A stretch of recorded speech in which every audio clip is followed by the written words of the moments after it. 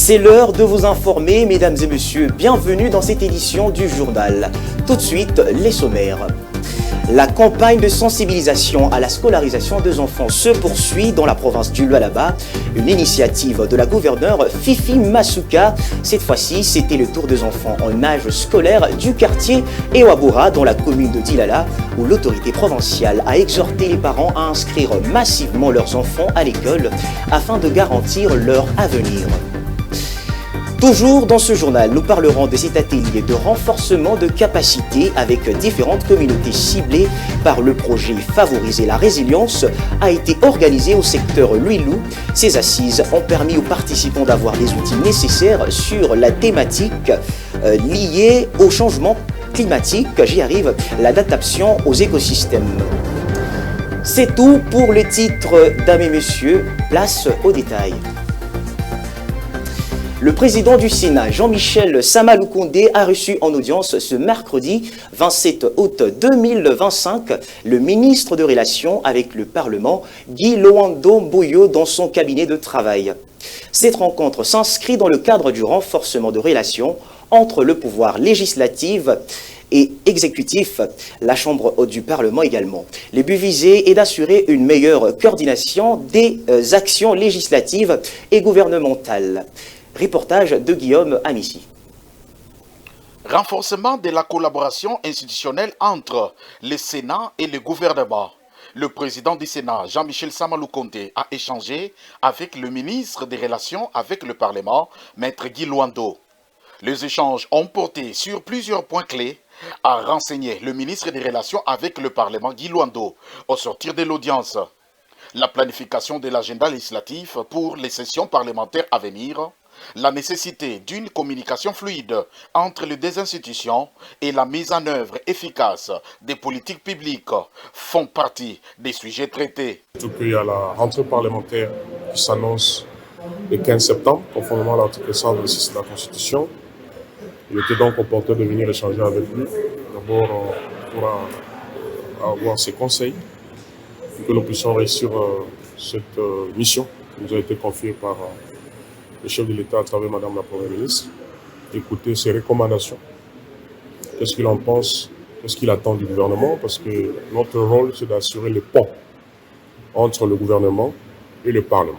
C'est-à-dire prendre les préoccupations du gouvernement et les amener au Parlement et vice-versa, pour qu'il n'y ait pas de tensions interinstitutionnelles. Donc, nous serons aussi appelés à fluidifier la communication institutionnelle, assurer les dialogues permanents, parce que vous savez, les députés et les sénateurs qui représentent la population et les provinces selon les cas, ils ont toujours des préoccupations. Le ministre Guy Loando a exprimé la volonté du gouvernement de collaborer étroitement avec le Sénat pour garantir la réussite des réformes en cours et à venir. De son côté, le président du Sénat, Jean-Michel Samaloukonde, a souligné l'importance d'une telle collaboration pour le bon fonctionnement des institutions démocratiques du pays. Il a réaffirmé l'engagement de la Chambre haute du Parlement à jouer pleinement son rôle dans l'examen et l'adoption des lois, tout en assurant un contrôle parlementaire efficace des actions gouvernementales. Cette entrevue marque une étape significative dans la consolidation des relations entre le Sénat et le gouvernement. Elle témoigne de la volonté des deux parties de travailler ensemble pour le développement et la stabilité de la République démocratique du Congo. Ont pris part à cette audience les directeurs des cabinets ainsi que les secrétaires généraux des deux cabinets.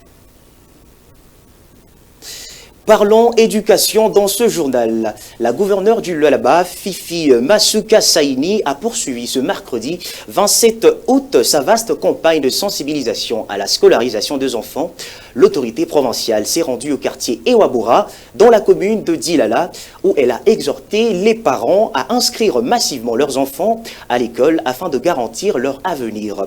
Cette campagne, initiée par la gouverneure, s'inscrit dans la logique de la gratuité de l'enseignement de base prônée par le chef de l'État, Félix Antoine Tshisekedi Tshilombo, cellule de communication du gouvernorat Lualaba.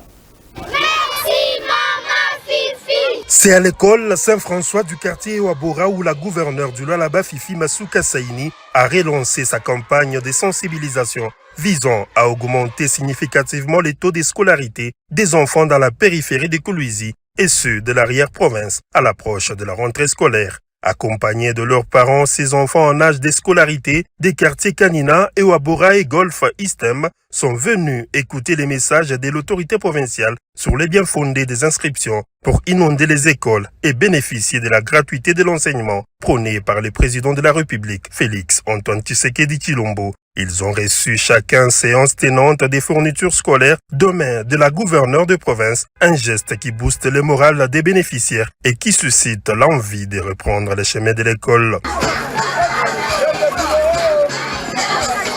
Garantir l'avenir de ces enfants est la base d'une nation forte en devenant des futurs cadres de cette province, a renchéri Fifi Masuka Saini au cours de ces instants.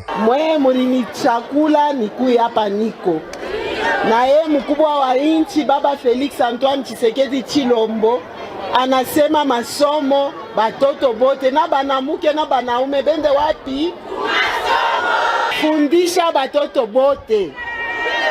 Ule atakuwa kukubamba kumukono au mujue.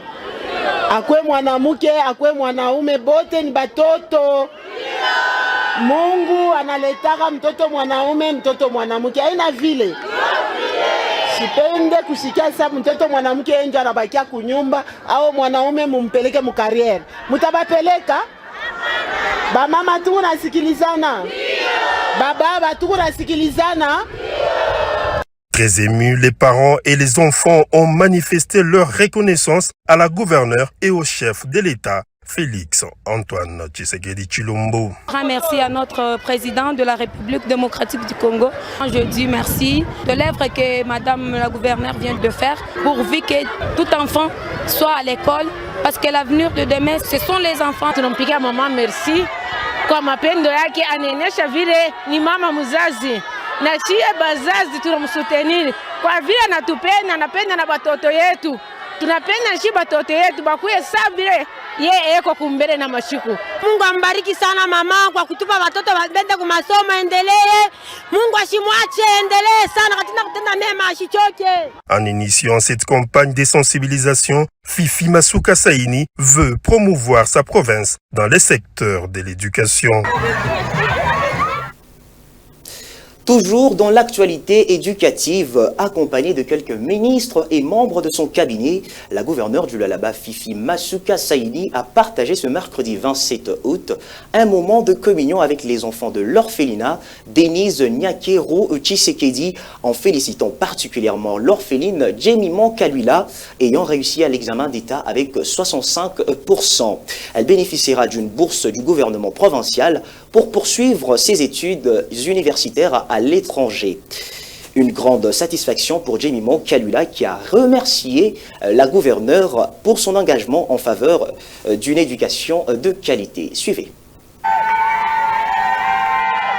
Ces gestes rares symbolisent la célébration d'une grande victoire, mais aussi la fierté d'une mère qui voit son enfant gravir les échelons. Accompagnée de quelques membres de son gouvernement et ceux de son cabinet, la gouverneure du Lualaba, Fifi Masuka Saini, s'est rendue à l'orphelinat Denise Nyakero Tshisekedi pour féliciter Jemimon Kalula, l'orpheline ayant réussi à l'examen d'État édition 2024-2025 avec 65%. La chef de l'exécutif provincial débordée de joie a annoncé que cette brillante jeune fille bénéficiera d'une bourse du gouvernement provincial afin de poursuivre ses études universitaires à l'étranger. Tous les enfants qui ont bien étudié, nous les avons remarqués par la poudre blanche. Comme vous voyez dans la tête de Jemima, Dieu est grand. La maman des orphelins, je suis venue fêter avec mes enfants. Elle a réussi aux examens d'État avec 65%. Il n'y a que Dieu qui peut faire ça. Elle est le modèle pour tous ces enfants qui sont ici. Parce qu'elle va aller aussi étudier en dehors de notre pays. Et aussi, elle aura sa bourse pour rentrer et aider les autres, comme ses sœurs sont en train de le faire. Nous rendons grâce à Dieu, n'est-ce pas?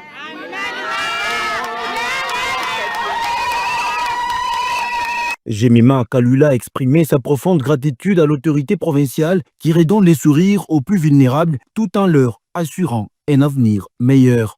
Il a également exhorté ses condisciples à redoubler d'efforts pour encourager le gouvernement à investir davantage dans leur formation. Je remercie aussi Maman Fifi Masuka, c'est grâce à elle qu'aujourd'hui je suis diplômée. Lorsque j'avais besoin de parents, Maman Fifi était là pour moi. Elle m'avait soutenue en cas de problème, en cas de besoin. Elle a toujours été là pour nous. Je remercie encore le Seigneur parce que c'est le Dieu qui nous avait envoyé cette maman. Je rends grâce au Seigneur. J'aimerais bien que Maman Fifi Masuka ne s'arrête pas seulement par moi-même, qu'elle continue aussi de payer pour les autres les études. Déterminée à soutenir les efforts de la gouverneure dans la formation des futurs cadres du Lualaba, conformément à la vision du président Félix Tshisekedi, le député provincial Kevin Masuka, président de la fondation Giving Back to Africa, a octroyé 4 bourses aux enfants de l'orphelinat ayant obtenu plus de 80% au degré primaire.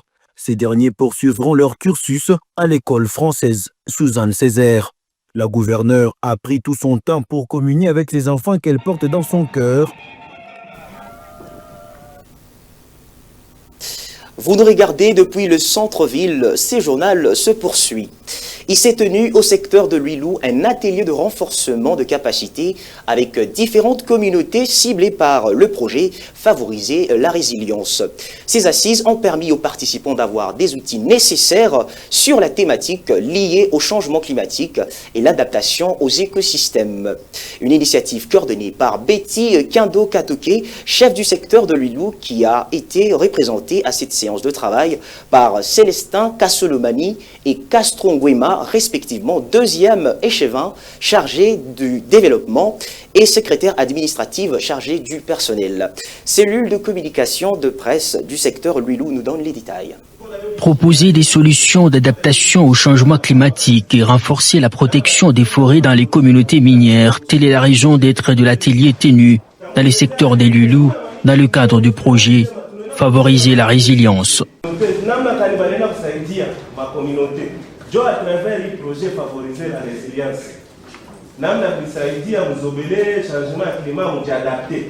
En sa qualité des personnes morales qui alimentent le cadre des suivis du dit projet, la chef des secteurs Luilou, Betty Kindo Katoke, a été représentée à ses assises par sa deuxième échevin chargée du développement, Célestine Kassolomani, accompagnée de Castro Nguema, secrétaire administratif chargé du personnel. Ces assises organisées dans les installations du secteur des Luilou ont permis aux participants d'acquérir des outils nécessaires sur les thématiques liées au changement climatique et à l'adaptation des écosystèmes. Parce qu'il se constate déjà dans nos communautés les effets, entre autres la sécheresse, des changements climatiques. Alors le projet est venu pour permettre aux communautés de s'adapter face à ces effets des changements climatiques. Aujourd'hui, il était question de faire un renforcement des capacités des comités que nous avons mis en place. Satisfait de la participation active de toutes les communautés ciblées, le chef des projets n'a pas manqué d'exprimer sa reconnaissance à Betty Kindo Katoke, chef des secteurs Luilou, pour son implication dans le projet Favoriser la résilience. À ce présent, je tiens à remercier Madame la chef des secteurs pour déjà le travail abattu au secteur de Luilou. Et nous sentons vraiment l'implication du chef de secteur. Parce que dans le cadre de ces projets, le secteur est la personne morale qui alimente le cadre de suivi. Au niveau local, plusieurs initiatives ont déjà été prises par la chef des secteurs Luilou, notamment la plantation des arbres le long des différentes artères du village Mopondja, à Moussompo, ainsi que sur la RN39, avec pour objectif de contribuer au maintien de la position de la RDC comme pays solution face à la crise climatique et écologique. Présentation à la taxe force de JR du commandant du 13e régiment de la garde républicaine, le colonel Dani Kumbi Dombassi, par le général de brigade Éric Maloba, chef d'état-major de la garde républicaine. La cérémonie s'est déroulée à l'état-major de Kolwezi en présence du commandant en place, le major Sami. Suivez. En mission de service à Kolwezi, le général de brigade diplômé en stratégie et défense, Éric Maloba, chef d'état-major de la garde républicaine, a tenu une causerie morale à l'état-major de la GR, au cours de laquelle le nouveau commandant du 13e régiment, le colonel Dani Kumbi Dombassi, diplômé en stratégie et défense, a été présenté aux éléments de la task force de la GR, dirigée par les diplômés d'état-major, les majors Sami Zola.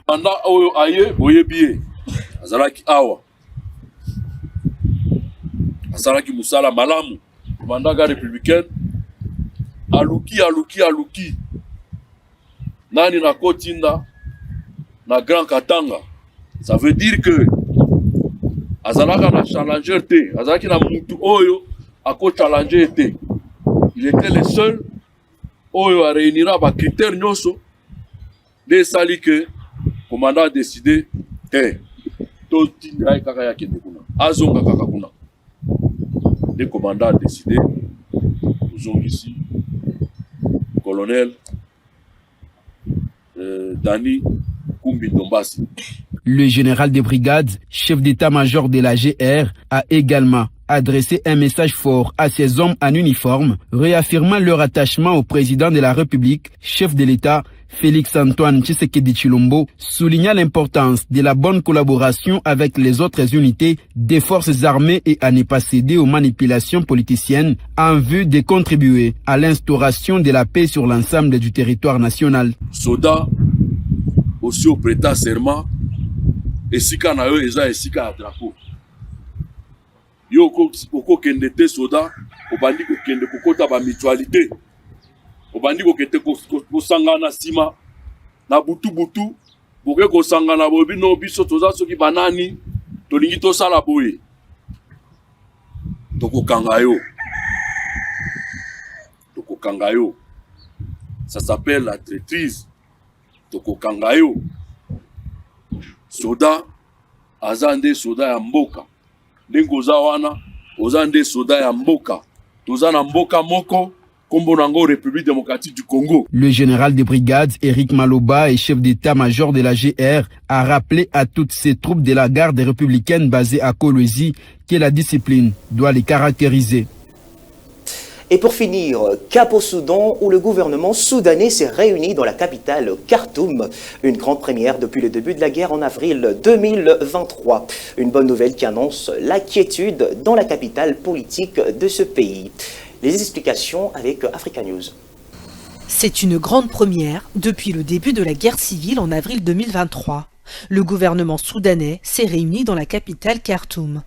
Pour la SUNA, l'agence de presse nationale, cette réunion, présidée par le Premier ministre Kamel Idriss, marque une étape symbolique vers le retour des institutions de l'État dans la capitale. Avant cette rencontre, le gouvernement soudanais gérait les affaires du pays depuis son siège temporaire de Port-Soudan dans l'est du pays. Selon la SUNA, la réunion a permis de discuter des plans de tous les ministères soudanais pour l'année en cours. Depuis le début de la guerre civile, Khartoum a été le champ de bataille entre l'armée soudanaise et les forces de soutien rapide. Ces dernières contrôlaient la plupart des quartiers de la capitale, à l'exception du quartier général de l'armée et de certains sites militaires à Khartoum, Bari ou encore Omdurman. Le 21 mai dernier, l'armée soudanaise a annoncé qu'elle avait repris le contrôle total de Khartoum, déclarant la capitale libérée des FSR. Fin complète de cette édition du journal. Merci à tous de nous avoir suivis. Au revoir.